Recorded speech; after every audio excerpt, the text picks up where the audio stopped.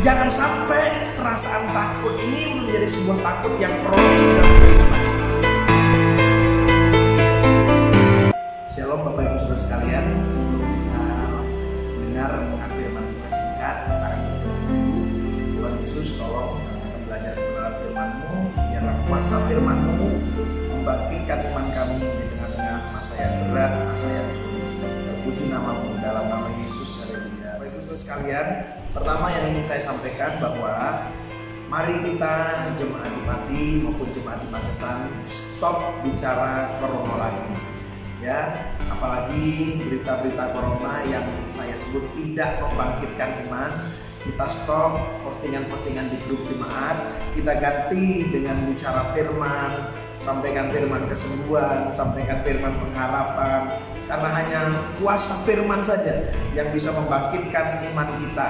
Yang lain tidak membangkitkan iman kita, tapi malah kadang-kadang membuat hidup kita tambah takut, tambah galau, tambah khawatir, dan lain sebagainya. Nah, lewat semua peristiwa ini, saya percaya bahwa Tuhan sedang mengajar kita bahwa komunitas-komunitas di rumah itu sangat alkitabiah, yang kita sudah terus belajar bagaimana gereja itu sebetulnya ada di rumah-rumah, dari komunitas satu kepada komunitas satu. Kita bersyukur bahwa Tuhan mempercepat cara belajar kita sebelum masa-masa yang berat terjadi lebih dalam lagi. Nah, pada hari ini saya ingin membagikan sebuah firman Tuhan buat kita semua, supaya iman kita tetap kuat di tengah-tengah masa-masa yang berat dalam kehidupan. Saya akan ambil dalam kisah Raja Yosafat di dalam 2 Tawarikh pasal yang ke-20. Saya akan baca dulu ayat 1 dan ayat yang kedua, di mana firman Tuhan berkata, setelah itu Bani Moab dan Bani Amon datang berperang melawan Yosafat bersama-sama sepasukan orang Menuim. Datanglah orang memberitahukan Yosafat, suatu laskar yang besar datang dari seberang laut Asin, dari Edom, menyerang tuanku. Sekarang mereka di Haseson Tamar. Nah, Bapak Ibu Saudara sekalian, kita membaca bagaimana Raja Yosafat menghadapi sebuah tantangan kehidupan yang berat, menghadapi masalah di dalam hidup kerajaannya, menghadapi masalah di dalam kemasyarakatan di Israel pada waktu itu.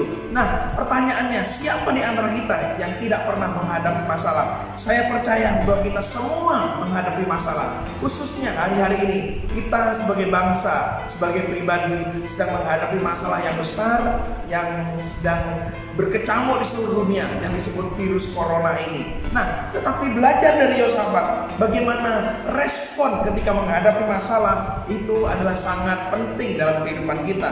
Nah, respon Yosafat di ayat yang ketiga, firman Tuhan berkata, Yosafat menjadi takut. Nah, ini keadaan yang normal dari setiap manusia, menghadapi banyak hal kadang-kadang membuat hidup ini takut.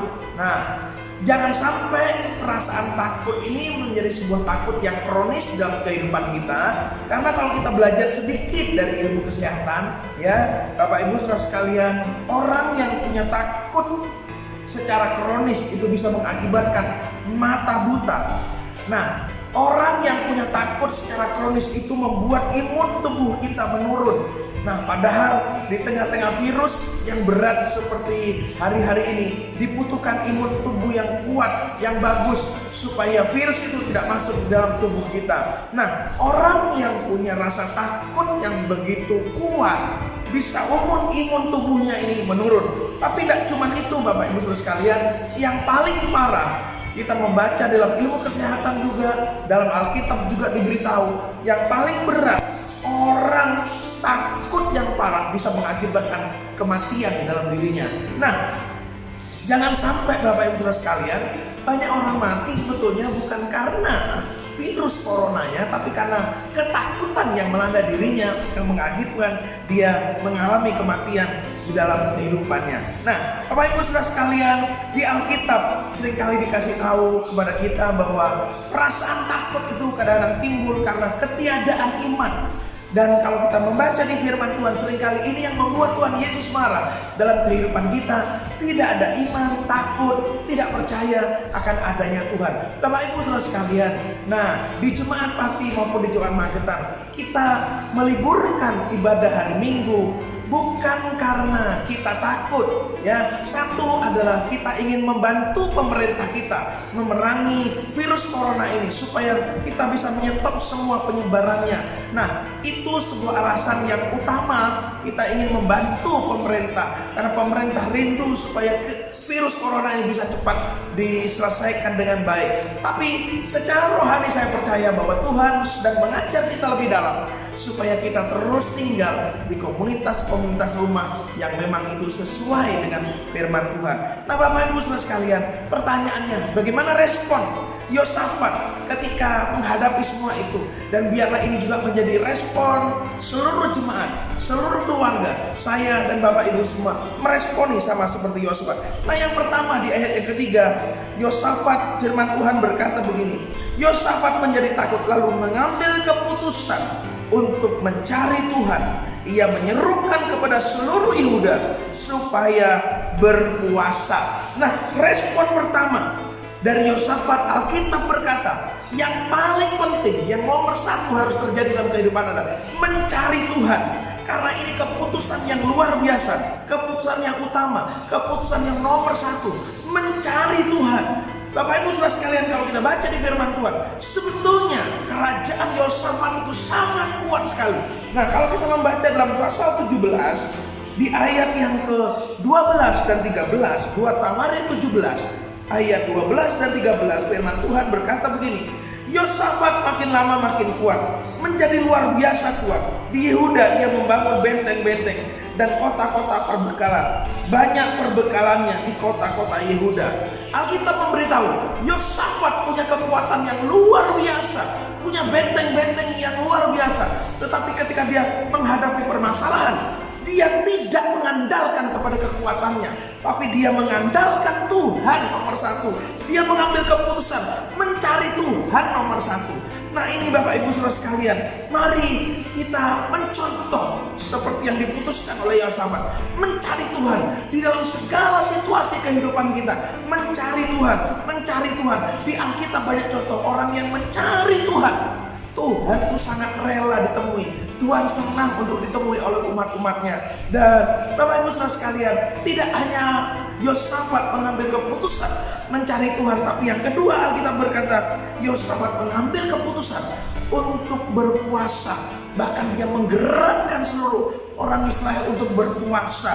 Nah, Bapak Ibu Saudara sekalian, karena firman Tuhan berkata begini dalam 2 Tawarin pasal yang ke-17 ayat yang ke-5, 2 Tawarin pasal yang ke-17 ayat yang ke-5, firman Tuhan berkata begini, oleh sebab itu Tuhan mengokohkan kerajaan yang ada di bawah kekuasaannya. Seluruh Yehuda memberikan persembahan kepada Yosafat sehingga ia menjadi kaya dan sangat terhormat. Dengan tabah hati ia hidup menurut jalan yang ditunjukkan Tuhan. Pula ia menjauhkan dari Yehuda segala bukti pengorbanan dan tiang berhala. Dan ayat 10-nya berkata, firman Tuhan berkata demikian, ketakutan yang dari Tuhan menimpa semua kerajaan negeri-negeri sekeliling Yehuda sehingga mereka tidak berani berperang melawan Yosafat. Lihat bagaimana sebetulnya Alkitab memberitahu Yosafat itu punya segala-galanya. Tetapi sekali lagi dia mengambil keputusan yang kedua. Tidak hanya yang pertama mengambil keputusan mencari Tuhan, tapi yang kedua dia mengambil keputusan untuk mengajak seluruh umat untuk berpuasa. Nah, ini penting Bapak Ibu Saudara sekalian. Mari saya juga menghimbau kepada jemaat baik di Pati maupun di Magetan, ambil waktu. Tidak hanya mencari Tuhan di dalam doa, ambil waktu berpuasa.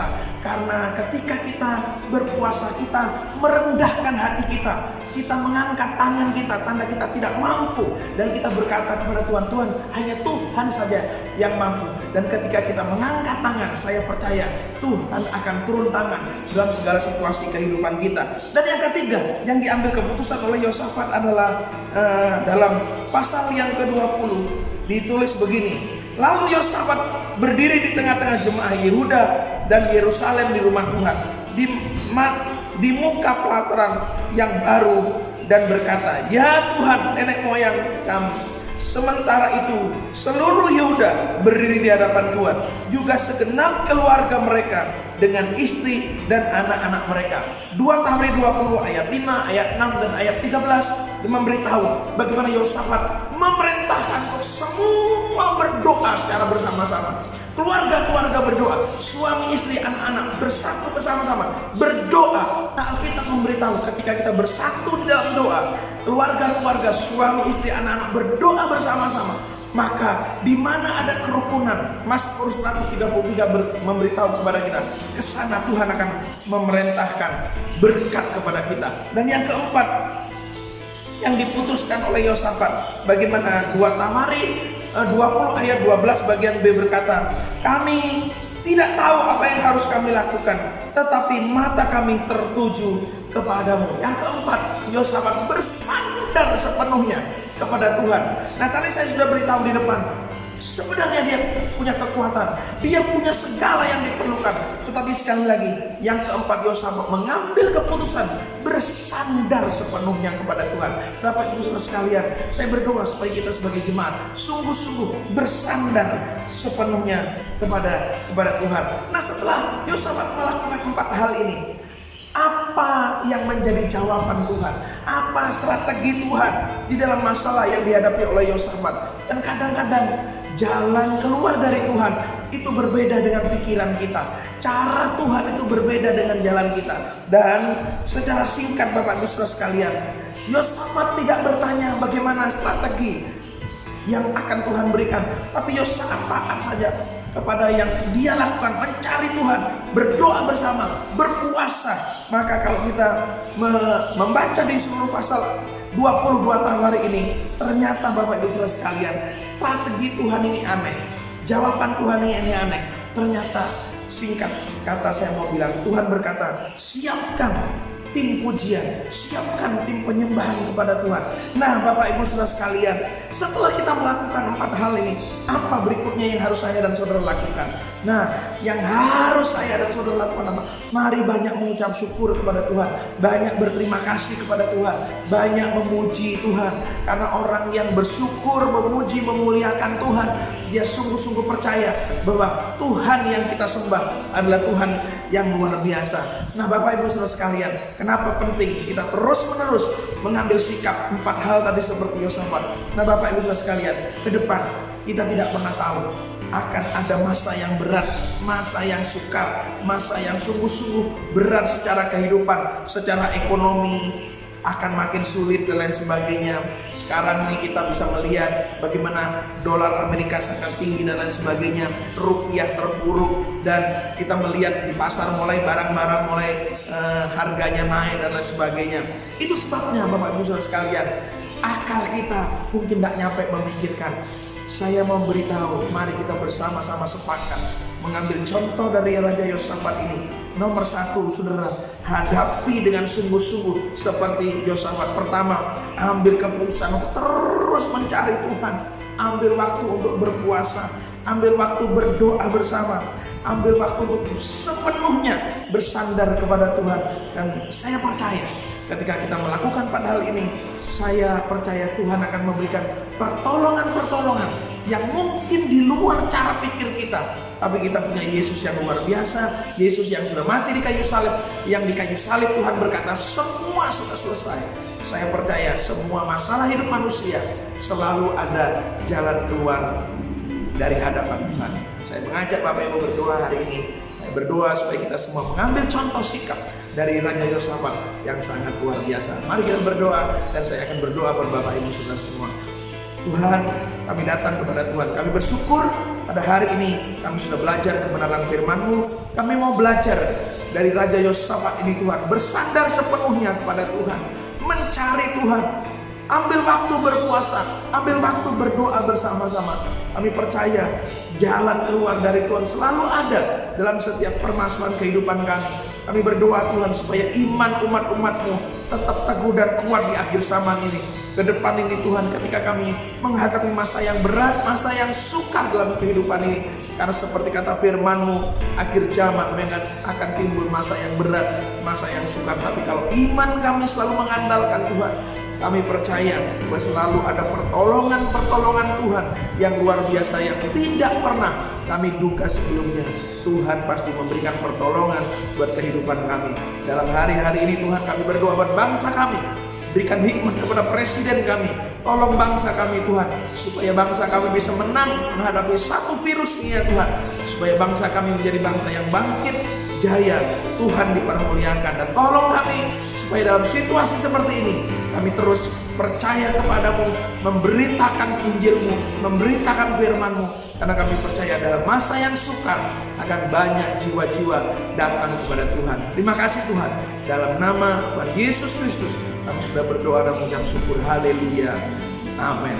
Saya berdoa supaya firman ini memberkati dan menguatkan hidup Bapak Ibu Saudara sekalian. Shalom. Kami rindu melihat Indonesia pulih dari semua problema.